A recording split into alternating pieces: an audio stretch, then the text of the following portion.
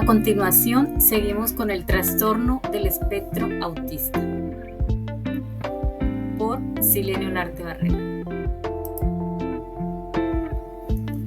¿Qué es el trastorno del espectro autista? Este es un trastorno del desarrollo neurológico condicionante de una neurovariabilidad que es caracterizada por una disminuida interacción social con insuficiencia en el desarrollo de la comunicación verbal y no verbal. Asimismo, inflexibilidad en el comportamiento al presentar intereses restringidos y conductas repetitivas. Celis y Ochoa, 2022. Factores epigenéticos o genéticos. Como tal, no se ha identificado un gen responsable, pero se ha visto asociado a síndromes o enfermedades diversas conocidas. Ser fenotipo o expresión de cambios en el sistema nervioso central. Consecuencia específica de algún genotipo alterado o de agresiones tempranas del mismo. Encontramos factores genéticos, factores neurobiológicos y factores ambientales. En los factores genéticos se han estudiado varios genes que al parecer predisponen la aparición del trastorno del espectro autista. En los factores neurobiológicos, otra línea de estudio es el funcionamiento de algunas células del cerebro. Y en los factores ambientales también hay estudios que indican la posible exposición a diversas sustancias cuando la madre está embarazada. Según Arberasi y Ruggieri, 2013, mencionan que el trastorno del espectro autista es una sinapsopatía, donde interfiere el mGlu-R5, con numerosas proteínas, entre estas el Homer-SAN, neuroliginas y neuroxin, el gen FRM1 del síndrome X-frágil. Otro gen en esta región ha sido vinculado a la condensación cromatínica y su implicación con el autismo y otros desórdenes neurológicos es el receptor neuronal colinérgico nicotínico subunidad alfa 7, Quintana y la Antigua, 2013. Características cognitivas y neuropsicológicas. Entre estas encontramos insuficiencias en el desarrollo del lenguaje, juego simbólico o imaginativo, las relaciones sociales. Algunas de las manifestaciones de las dificultades significativas que encontramos en el trastorno del espectro autista está la planificación, la flexibilidad cognitiva y la memoria operativa. Rosselli y otros, 2010. Formas de evaluación. La evaluación del autismo debe investigar y analizar las características del comportamiento individual en su interacción con el ambiente en que se desenvuelve. O sea, es de carácter ideográfico y tiene carácter interactivo. La información recogida tenga un carácter multimodal y las fuentes de información sean variadas, como métodos cuantitativos y cualitativos, como la observación tradicional, la entrevista, instrumentos estandarizados y específicos, técnicas de observación directa, escalas de conducta, tanto diagnóstica como descriptiva. Soto, 2001. Formas de intervención. Encontramos intervenciones biomédicas. Hasta la fecha, ninguno de estos tratamientos ha demostrado eficacia alguna de forma científica, aunque han sido innumerables los intentos que han realizado en medicaciones o modificaciones de dietas. Mulas y otros, 2010. Encontramos también intervenciones psicoeducativas. Hacen parte de las intervenciones conductuales como el programa LOVAX, que hace referencia a un entrenamiento exhaustivo y estructurado. Se obtienen mejores habilidades como la atención, la obediencia, la imitación o la discriminación. Su problema es que lo que se aprende no se da en ambientes naturales y de forma espontánea. Intervenciones evolutivas. Permite el desarrollo de habilidades funcionales y motoras. Se basa en relaciones positivas y significativas con otros individuos. Intervenciones basadas en terapias. Trabaja ciertas dificultades específicamente como habilidades sociales y de comunicación. Intervenciones centradas en la comunicación. Se basan en técnicas visuales e instrucción con pistas visuales, lenguajes de signos, sistemas de comunicación por intercambio de imágenes. Intervenciones sensoriomotoras. Consiste en el entrenamiento e integración auditiva y sensorial. Intervenciones basadas en la familia. Se fundamenta en la base que la familia es quien más puede aportar con su inclusión. Se basa en entrenamiento, información y soporte familiar. Intervención conductual. Basada en la teoría del aprendizaje de forma sistemática, con el objetivo de mantener, disminuir o incrementar determinadas conductas, entre estas, habilidad social, comunicación, lectura y habilidades académicas. Entrenamiento en ensayos separados. Son métodos conductuales con refuerzo positivo, por si se hacen las cosas bien. De lo contrario, se ignora la conducta, donde se mejora el coeficiente intelectual por los primeros 12 meses. Luego pasa a estabilizarse. Referencias bibliográficas. Muchas gracias. Mi nombre es Linda Johanna Rojas y les hablaré de las alteraciones neurológicas de la infancia, como son los trastornos del lenguaje. El lenguaje se ha establecido como el código de comunicación humana. Desde el punto de vista del desarrollo del niño, el lenguaje tiene funciones muy importantes, entre las que encontramos es un instrumento fundamental para el pensamiento y la acción. Este actúa como un regulador de la conducta y se utiliza como medio para entender la cultura y la información que nos rodea. El normal desarrollo del lenguaje se basa en la adquisición normal del lenguaje, la cual implica aprender la combinación de fonemas, palabras y se estructuran oraciones que permitan la comprensión de lo que se quiere dar a conocer y la información a los demás. ¿Qué es un trastorno del lenguaje? Un trastorno del lenguaje es un trastorno del desarrollo neuronal que afecta tanto la adquisición del lenguaje oral como el escrito, inclusive en algunos casos afecta los dos aspectos. Este trastorno es definido como el trastorno específico del lenguaje o TEL. Bueno, continuamos con la clasificación de los trastornos del lenguaje, entre los cuales encontramos el trastorno fonológico. Este nivel comprende los fonemas, que son los rasgos distintivos articulatorios y acústicos, y la prosodia, que son los hechos lingüísticos suprasegmentales. El otro es el morfológico, que es el ordenamiento lógico de la gramática, cómo están ordenadas las frases y las oraciones. El sintáctico, que es la organización secuencial de los enunciados y las reglas que rigen las lenguas. El semántico, que es el desarrollo de los significados, base relacional del lenguaje, y el pragmático. Este analiza los efectos esperados y busca en los enunciados sobre el interlocutor y medios específicos utilizados para la comunicación.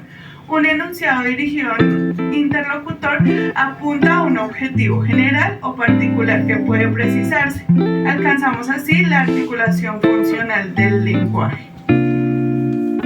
Ahora vamos a hablar de los tipos de trastorno del lenguaje, entre los que encontramos el trastorno oral. En los trastornos orales encontramos los trastornos de la voz. Podemos identificar la disfonía, que es una alteración de la voz en cualquier intensidad, tono o timbre, debido al uso incorrecto de la misma, a respiración insuficiente o una mala coordinación de la fonación. Pueden ser hipotónicas, eso quiere decir que la voz está ronca o apagada, o hipertónicas, que la voz tiene un sonido alto o agudo. También por su etiología pueden ser orgánicas. Eso quiere decir que pueden ser congénitas debido a lesiones cerebrales, malformaciones, parálisis, factores endocrinos, inflamatorias como por laringitis aguda o crónica, y traumáticas por lesiones, heridas o quemaduras, radioterapia, intervenciones quirúrgicas y demás. También pueden ser funcionales. Esto debido a excesiva tensión de las cuerdas vocales durante la fonación. Los niños gritan continuamente, por ejemplo, son hiperactivos y coléricos y eso puede presentar alteraciones. O por las cuerdas vocales que no cierran totalmente en el glotis tensión muscular. ¿Cómo hacer para diferenciarlas? El diagnóstico diferencial se podrá hacer mediante la exploración laringoscópica, lo que permite diferenciar una disfonía funcional infantil de una disfonía de origen orgánico. La disfonía de origen orgánico puede ser la pérdida de la voz total. Las causas pueden ser una inflamación aguda, un traumatismo, una parálisis o un mal uso respiratorio vocal.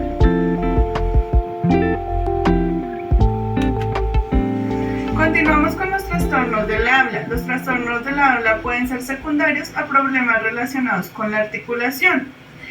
Entre estos están las dislaxias, que son alteraciones de la articulación de los fonemas en retardo del habla, o las disartrias, que son trastornos de la pronunciación. Y otro trastorno del habla puede ser la alteración de la fluidez verbal. Entre estos están los disfemia o los trastornos de la fluidez verbal y del ritmo. Las causas casi siempre son de origen orgánico, pueden ser prenatales, por ejemplo, del 0 a los 4 meses de embarazo puede haberse presentado alguna alteración, fetopatías entre los 4 y los 9 meses de embarazo. Estas también pueden ser perinatales, que son la anoxia por un parto prolongado, o los niños hipermaduros, que nacen después del término de las 40 semanas. También por cesáreas demoradas, cuando el niño se demora mucho en el canal de parto. Y postnatales pueden ser por meningitis, encefalitis o deshidratación y enfermedades metabólicas. Entre estas también, el niño que habla mal, encontramos una tabla, una información que les dejé a continuación, en donde está la tartamudez, que es un trastorno que comporta una falta de fluidez en la emisión de las palabras. Si bien puede ser diagnosticado, no se conocen las causas específicas de la tartamudez. La disartria, que es un trastorno neuromuscular que altera globalmente las capacidades articulatorias necesarias para la expresión oral. Sus causas son amplias, ya entrarían a ver qué causas afectaron para que el niño tenga esa problemática. La dislalia, que es un error en la articulación específica de determinados sonidos, consonantes, y casi siempre es transitoria. Y los trastornos de prosodia, que se refiere a la entonación y al ritmo con que se habla, son frecuentes en los trastornos del habla de los niños, y especialmente en el síndrome de Asperger. La voz nasal, que es una alteración estructural del aparato bucofaringeo y que casi siempre cambia el timbre de la voz. Se dan algunos síndromes como el de Williams y el síndrome alcohólico fetal. También encontramos otros trastornos como el trastorno semántico pragmático o simplemente trastorno pragmático. Se caracteriza por un lenguaje formalmente correcto, pero una utilización contextual poco adecuada. Es típico del TEA, especialmente en el síndrome de Asperger y en el trastorno de aprendizaje no verbal. También es propio del síndrome de Williams y se puede presentar en algunos casos con hidrocefalia. Se identifica por el escaso valor comunicativo del lenguaje, a pesar de la riqueza verbal de la persona. Encontramos también la dislexia, o trastorno específico del aprendizaje de la lectura.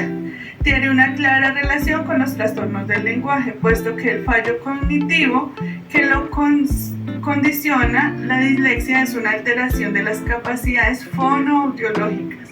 Ahora, la hiperlexia, que consiste en una capacidad mecánica de una lectura excelente, pero con una pobre capacidad lectora. Puede observarse en los pacientes con TEA y TANV. Continuamos ahora con los factores genéticos. Según diferentes estudios, existen evidencias de que los niños con TEL suelen presentar familiares con este mismo diagnóstico, pero este análisis varía entre estudios y revisiones. Por tanto, no es posible afirmar que siempre el niño que tenga esta patología tiene algún familiar que presente esta dificultad. Pero los análisis de estudios, independientemente de la técnica de evaluación, muestran que hay una alta carga genética en los niños que presentan TL, que tengan familiares con este tipo de diagnóstico. Estudios indican que la heredabilidad o grado de transmisión genética entre individuos con esta condición es alta. Mediante análisis genético se ha podido establecer que el cromosoma 7 está directamente involucrado con este tipo de patologías, así como el gen FOXP2 y el ligamento SPCH. Pero la mayoría de estudios indican que el TL es una condición heterogénea multifuncional. La influencia de aspectos y agentes exógenos, factores prenatales como el alcoholismo, traumas, drogodependencia de la madre, una madre ansiosa y depresiva, otitis serosa persistente durante un periodo clínico, pueden influir en este tipo de trastornos. Factores epidemiológicos. A nivel epidemiológico, los estudios muestran una prevalencia imprecisa según la edad del niño y los criterios que se utilizan. En población escolar sin signos de trastornos neurológicos ni genéticos, la prevalencia del trastorno del lenguaje se sitúa en un 2 y un 3%, y los trastornos del habla alrededor de un 3 y un 6%. En cambio, en la población preescolar se estima una superioridad del 15%. En lo que se refiere al género, son más frecuentes en los hombres con RAD que entre las mujeres, en una prevalencia del 1.3% y los hombres en un 2.4%. Factores cognitivos. Al identificar factores cognitivos como atribuciones a creencias y expectativas de los padres, vemos que esto está directamente asociado a la concurrencia del consumo de alcohol, el maltrato físico a los niños, y es posible evidenciar que esto influye directamente a menudo en niños con trastornos TEL y en sus familiares. Factores neuropsicológicos. Desde la perspectiva neuropsicológica se han caracterizado niños que cuentan con una capacidad intelectual normal, no presentan dificultades sensoriales como baja visión ni audición o emocionales, cuentan con un ambiente sociocultural adecuado y sin embargo muestran dificultades para alcanzar un rendimiento escolar adecuado para su edad. Asimismo, se ha planteado que los TEA se refieren a una alteración del desarrollo infantil de origen cerebral, lo cual no provoca retardo mental, pero interfiere notablemente en el desempeño académico y social del niño. Se evidencia una discrepancia entre la capacidad intelectual y su rendimiento.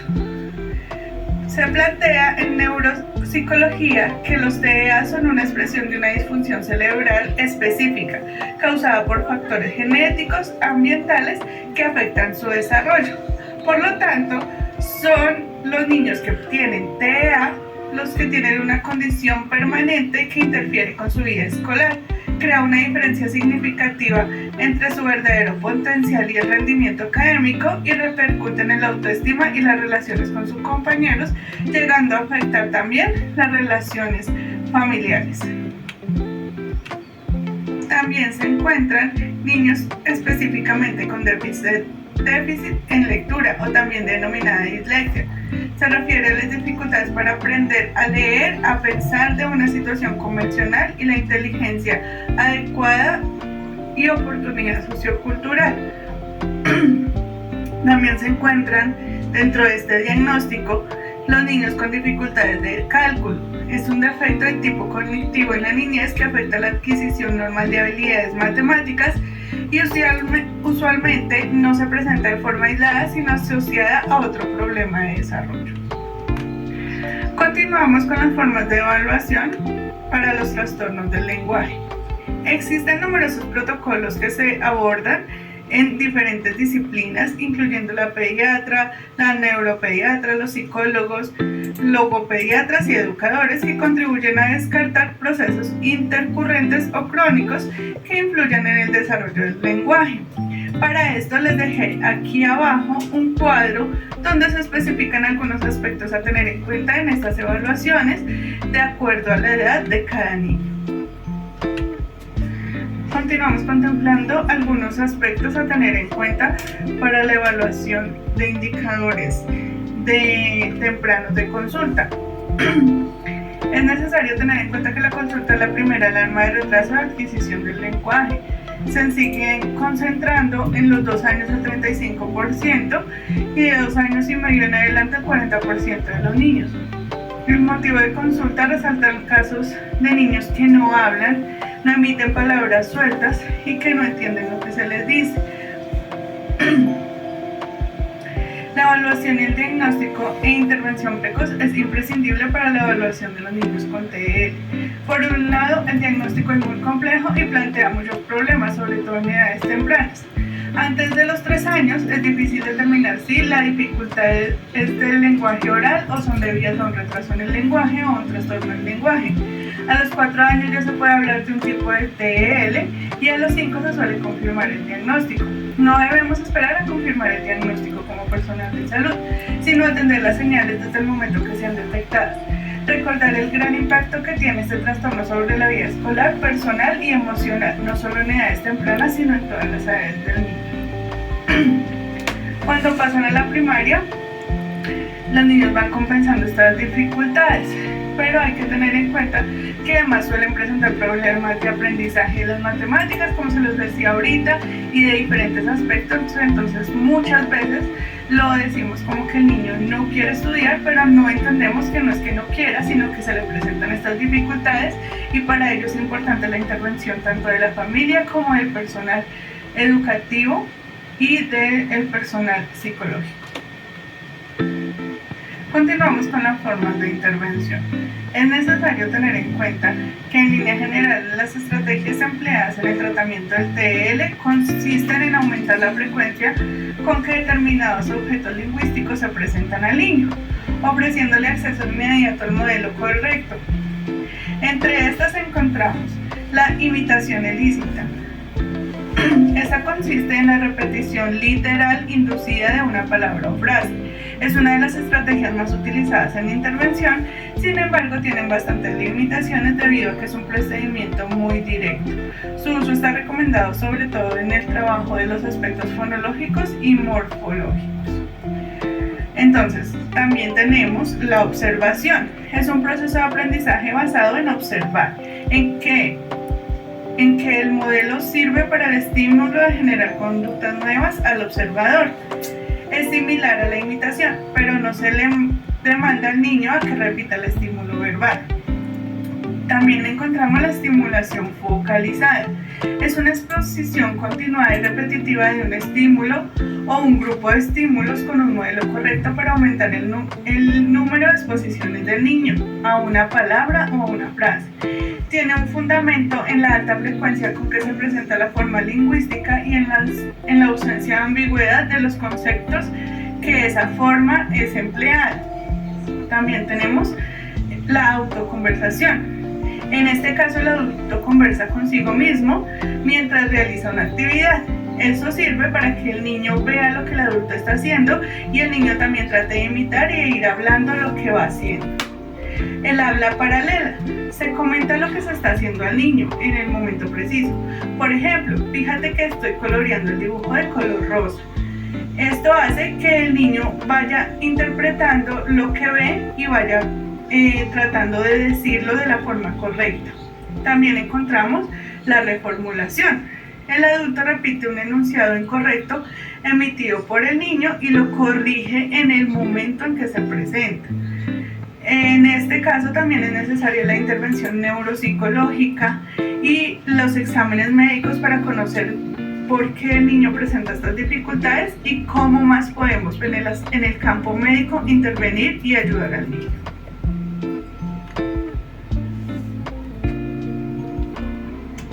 Bueno, agradecemos a ustedes la atención prestada. Espero que la información que se les ha suministrado hasta el momento haya sido conforme a lo que estábamos estudiando y que sea para un mayor aprendizaje. Que tengan un muy buen día y feliz tarde.